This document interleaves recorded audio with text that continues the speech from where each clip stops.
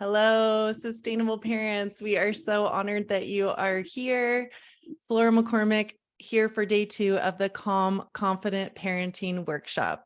And those of you that are showing up again today, I want you to give yourself a huge pat on the back because you are showing up for yourself and your kids and your family. And I know that it takes effort to be here. I kind of got a cold from my husband last night. We are almost at the end of our school year. And so getting the kids out, making sure they have the right socks and water bottles for field trips, it was like that kind of morning. And I imagine you might be having that kind of morning yourself. So congratulations for making it here. And we're so, so glad that you did.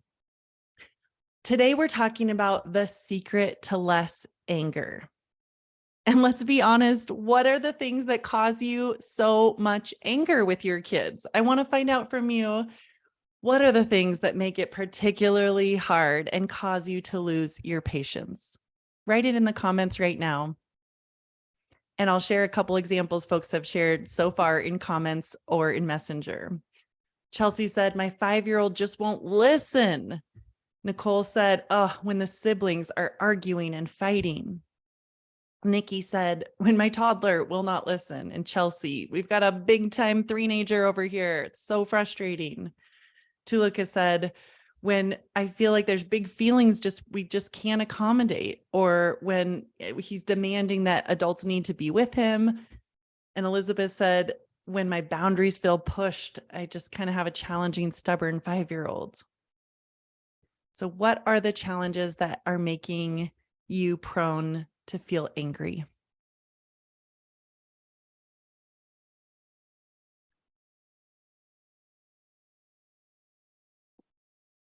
And I want you, as you comment, to comment on other people's items that they're sharing so they can know they are not alone.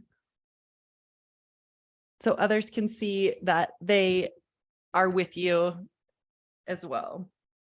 One sec, I want to make sure that I can see all your comments. I'm not seeing them too good. So give me one pause second to make sure I'm bringing up a right page so I can see your lovely faces. There we are. Okay.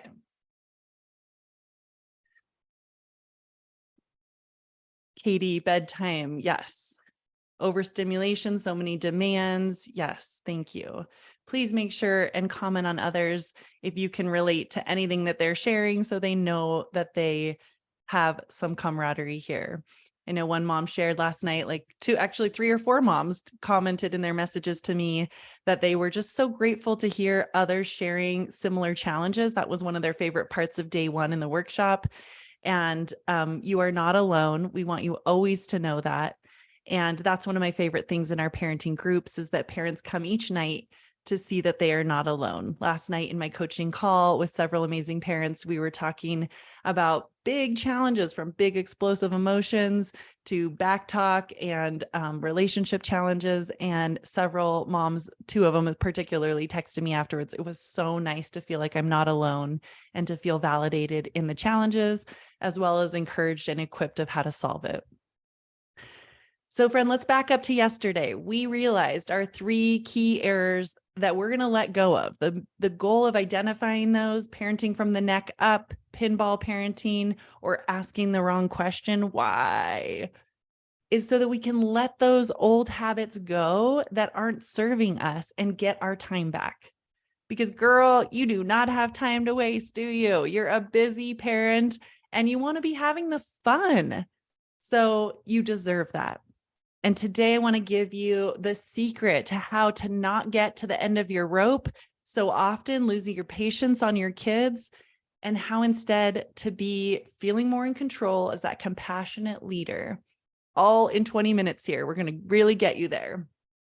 And real quickly, I want to comment on our winners from yesterday. Those that were commenting, we are giving away 3 coffee cards each day from those that commented and interacted the day before. So today's winners from yesterday are Tulika, Candace G, and Nicole A. So please text me or message me so that I can get your email address and be able to send you a free Starbucks gift card, because I want to reward you for putting the time in for yourself and your family. Let's dive into your workbook. If you don't have it yet, please comment workbook, and my wonderful assistant Fritzy will be happy to share that with you. All right. So our handout today says the key to less anger is not more P. Does anyone have a guess of what this is? Not more. What would be a P word that I don't want it to be about? Any guesses?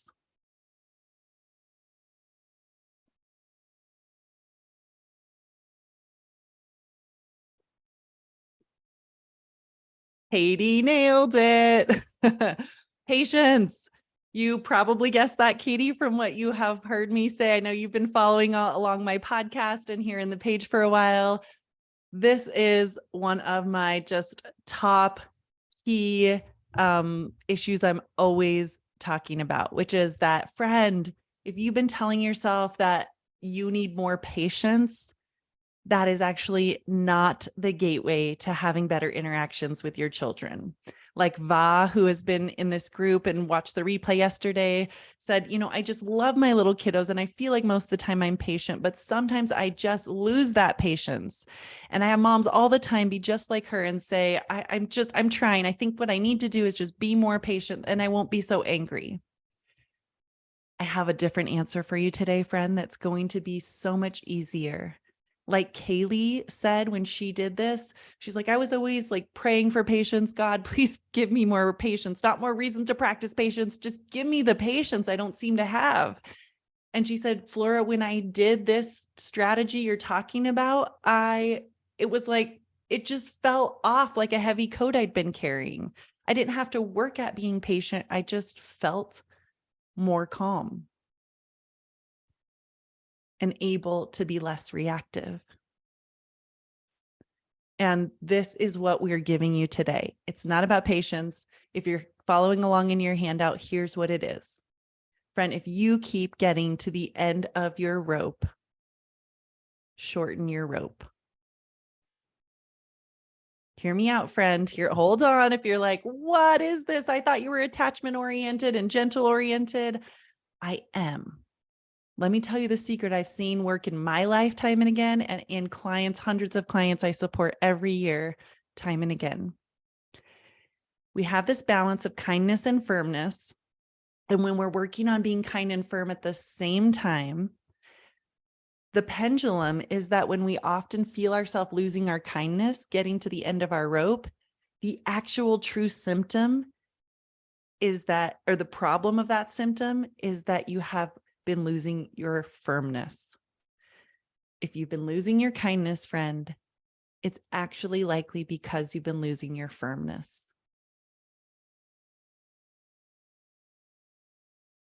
Can you give me an amen or a yes if this is connecting for you?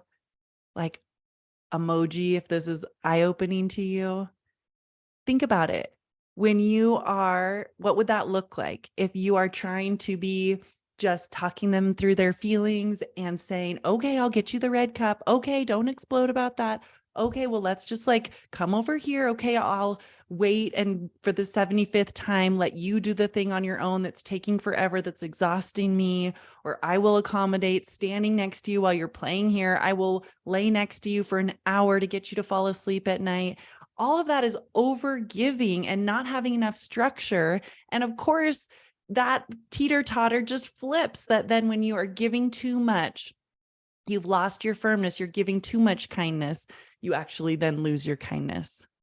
So to balance that, to have a more reasonable, consistent, predictable level of kindness, I'm going to ask you to pull up your firmness, and I'm going to give you the exact steps of how to do that today. Nicole's like, mind blown. Katie says, so true. Tulika says, that makes sense. If we give and overgive, then the pendulum equals out and takes us to a place of being overly firm and cruel. So instead, let's be in the middle.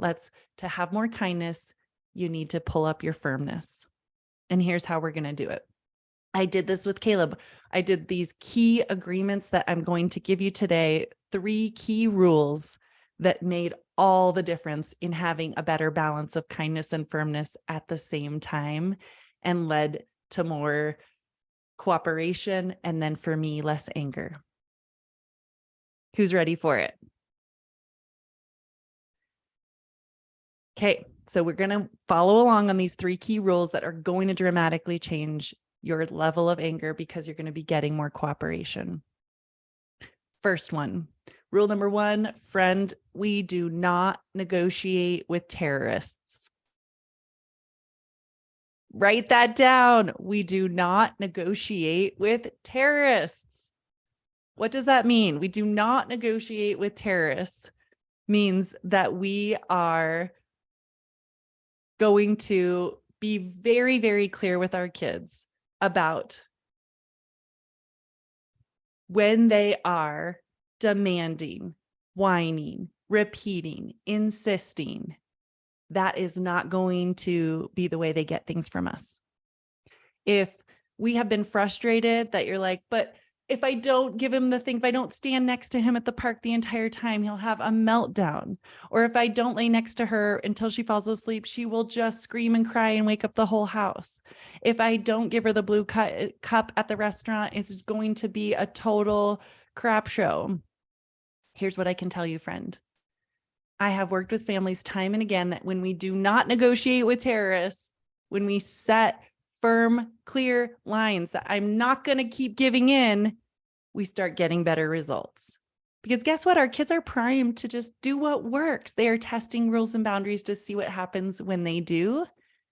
And so if we go ahead and when they lose it or meltdown or scream loud enough or whine enough, we do the thing, we're reinforcing more of that terrorist behavior. If you negotiate with a terrorist, you encourage more terrorist behavior, right? Nicole says, my best friend says that to her son. So one small thing I'd like to say is I don't encourage saying that. We don't have to say that to our kids. This is an internal mantra. This is an internal insight that we are not going to negotiate with terrorists because we are going to be our best selves and bring our best kind and firm parenting. Second rule, we are going to make agreements in advance. This is more respectful to the child and respectful to ourselves. So making an agreement in advance with Caleb and not negotiating with the terrorist. In the story I told you yesterday, where he just clung to me in the pool, I was so overwhelmed and frustrated and bouncing between kind mom, monster mom. What I changed was I said, first of all, I'm not going to negotiate with a terrorist. His kind of clingy, demanding behavior was not going to keep me in the pool. I needed to teach him that was not the appropriate response. And secondly, I equipped him in advance with how the situation was going to go. We made the agreements in advance so that I wasn't trying to explain things when his brain wasn't working. What does that look like? So I said, honey, you know what? When we drop you off for the lesson again tomorrow, I'm going to give you a kiss on the hand and you're going to have that with you the whole time of the class. I will be right over there watching. And so I know that you are going to be safe. And if you are not feeling comfortable doing the full lesson, you are welcome. I already talked to the teacher and he said you could just hold on to the side of the pool until you want to go out and do the activity. That is okay. But you're going to do it with the teacher.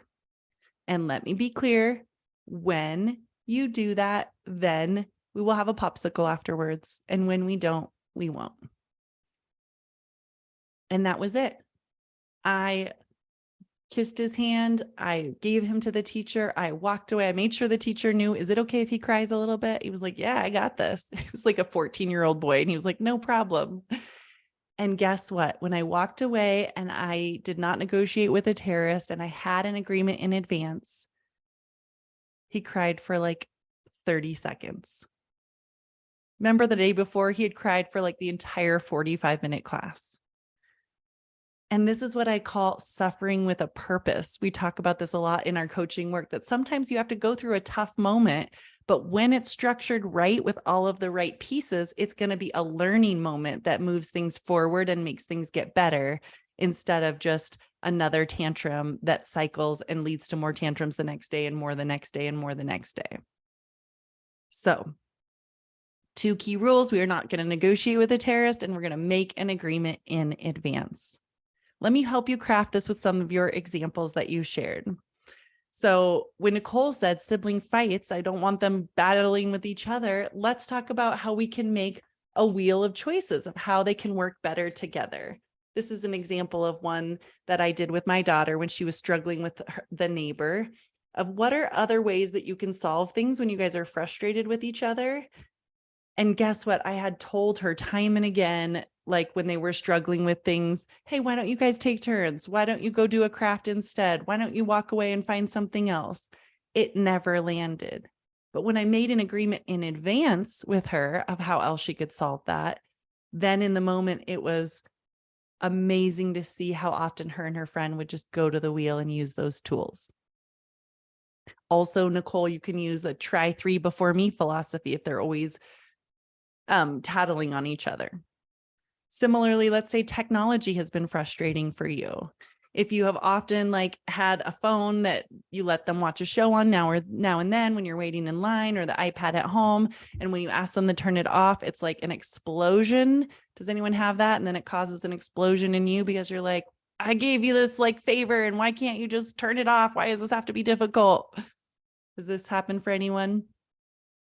Put iPad or tech down below if that is a common challenge for you.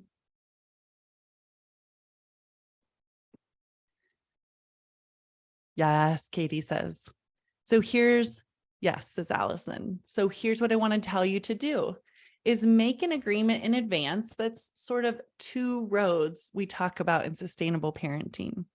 So instead of just a threat, hey, I'm going to take away your privileges for the rest of the week, or you'll be grounded for a month, or some of these big things we do. Sustainable parenting, we give them 2 roads and we make it as applicable to the item as possible. So honey, when you turn off the iPad quick and snappy, then you can get it again. You will have it again this afternoon after nap time. And when you don't, you won't. Then in the moment, you're going to be less likely to be angry because you're not just panicked for like, what am I supposed to do?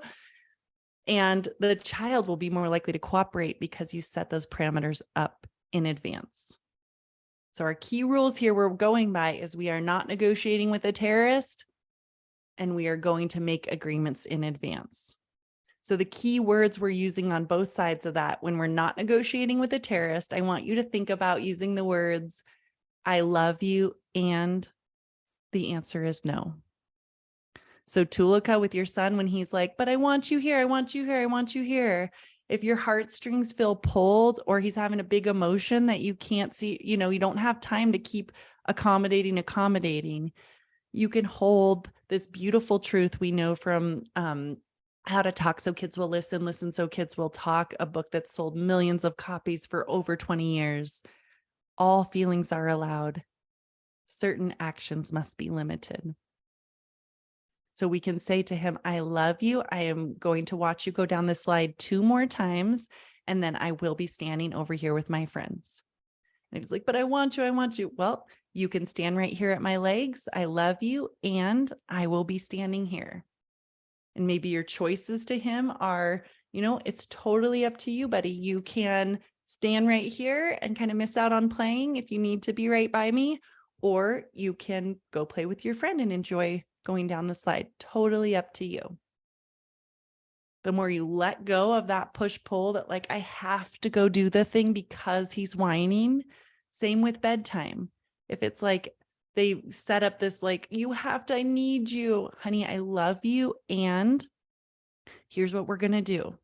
I'm going to give you a kiss, do the books, make sure you have a little bit of water, maybe even put one of my t-shirts on a teddy bear so that you've got little snuggly mommy by you. And then I am going to leave and come check back in on you 4 times. And you can do it incrementally. You'll check back after 1 minute, 3 minutes, 5 minutes, then 10 minutes. You're making it longer and longer and saying, I'm going to come back and give you one more kiss when you're staying in bed. So the language of our first not negotiating is I love you, and the answer is no. The language of the 2 roads is when, then. When you're in your bed, I will come back and check on you. And when you get out of bed, you will lose one of those check-ins. I'll only come back twice. You can also add an additional thing. When you have stayed in your bed for all 4 checks, you can watch a show with your breakfast, or we can have a dance party to your favorite song, or we can snuggle in bed together for 2 minutes in the morning. There are many different ways we can structure this of when, then.